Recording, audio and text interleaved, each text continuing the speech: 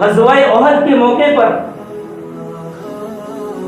جب غزوہ احد ختم ہو گیا، اس کے اختتام پر اللہ کے نبی علیہ الصلوۃ والسلام نے حضرت زید بن ثابت رضی اللہ تعالیٰ عنہ کو بھیجا کہ سعد بن ربیع کی خبر لے کر آؤ کہ وہ کس حالت میں ہے، وہ شہید ہوئے ہیں یا زندہ ہیں، اور انہیں میرا سلام کہنا۔ حضرت زید بن ثابت رضی اللہ تعالیٰ لاشوں کو تلاش کرتے کرتے آوازیں لگائی، لیکن کوئی آواز نہیں آئی۔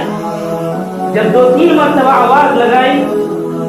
تب دھیرے سے ہلکی پھلکی آواز آئی، سعد بن ربیع رضی اللہ تعالیٰ عنہ۔ یہ ان کے قریب گئے، آپ زندگی کا آخری لمحہ ہے، زندگی کا آخری مرحلہ ہے، اور ان سے جا کر پوچھتے ہیں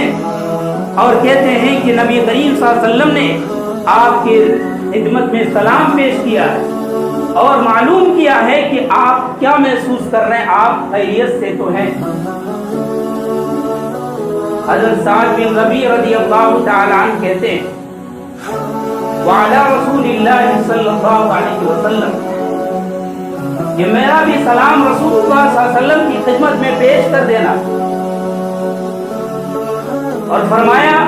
انی لاجد ریح الجنہ، کہ اس وقت میں زندگی کے آخری موڑ پر ہوں لیکن جنت کی خوشبو میں سونگھ رہا ہوں۔ اور پھر آگے جو جملہ انہوں نے ارشاد فرمایا، حضرت زید بن ثابت رضی اللہ تعالیٰ عنہ سے فرمایا زید تم جو ہے میری قوم کو یعنی انصار کو یہ پیغام دینا کہ اگر تمہارے ہوتے ہوئے تمہاری آنکھوں کے پلک جھپکتے رہیں، یعنی تم زندہ رہو اور نبی اکرم صلی اللہ علیہ وسلم کی شان میں اگر کوئی گستاخی کی جائے، آپ علیہ الصلوۃ والسلام کو کی ذات کو کوئی تکلیف پہنچے، آپ کے پیر میں کوئی کانٹا بھی چھپے، تو پھر لا عذر عند اللہ لا معذرۃ عند اللہ، اللہ کے نزدیک کوئی بہانہ نہیں چلے گا، اللہ کے نزدیک کوئی عذر نہیں چلے گا، اللہ کے یہاں کوئی بہانہ نہیں کر سکتے۔ یہ الگ بات ہے کہ گستاخ رسول کی سزا اگر اسلامی ملک ہے، اسلامی عدالت ہے،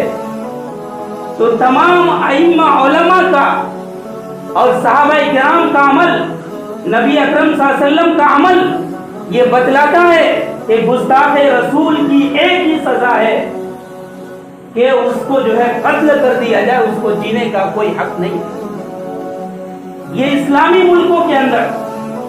لیکن ہم اور آپ جس ملک کے اندر رہ رہے ہیں یہ جمہوری ملک ہے، اس کے اندر ہرگز ہمیں قانون کو اپنے ہاتھ میں لینے کی اجازت بالکل ہی نہیں ہے، بلکہ قانون کے دائرے میں رہتے ہوئے ہم اپنی مانگ کا مطالبہ کر سکتے ہیں، اور یہی ہم کر سکتے ہیں، یہی ہماری ذمہ داری ہے۔ یہ کتنے بڑے لمحہ فکریہ کی بات ہے مسلمانوں کے لیے، اور خصوصاً ہم مسلمانوں کے لیے، کہ نبی اکرم صلی اللہ علیہ وسلم کی شان میں گستاخی کی جا رہی ہے، نبی اکرم صلی اللہ علیہ وسلم کے ازواج مطہرات پر کیچڑ اچھالا جا رہا ہے، اور ہمارے کانوں میں جو تک نہیں دیکھ رہا، ہمارے دلوں کے اندر کوئی بے چینی اور کوئی جو ہے بے قراری نہیں ہے۔ کیا یہی ایمان کی علامت ہے؟ یہی نبی کریم صلی اللہ علیہ وسلم سے محبت ہے؟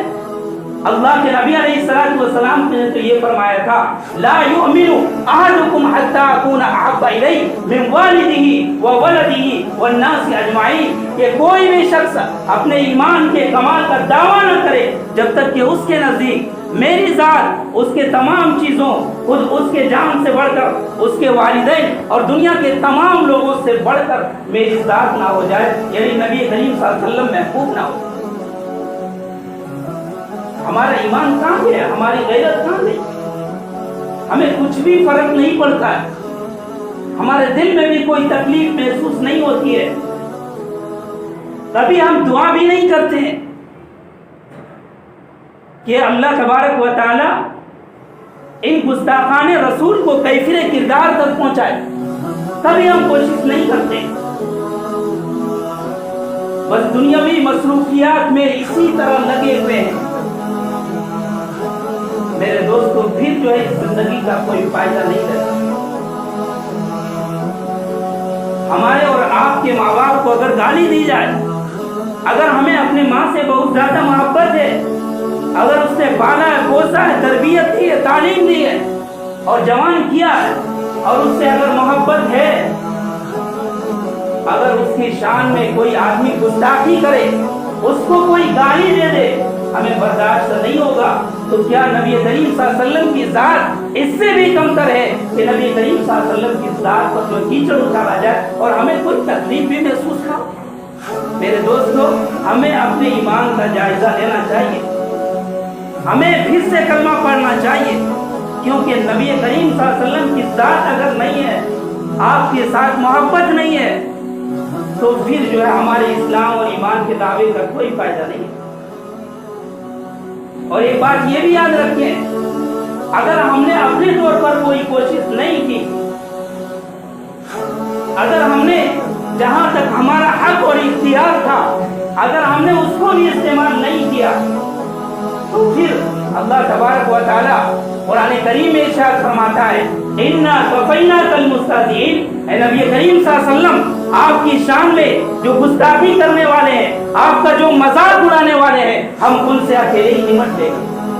اور چنانچہ تاریخ شاہد ہے کہ جتنے بھی گستاخان رسول آئے، ابو لہب سے لے کر اب تک جتنے بھی آئے، اللہ تبارک و تعالیٰ نے انہیں نہیں چھوڑا۔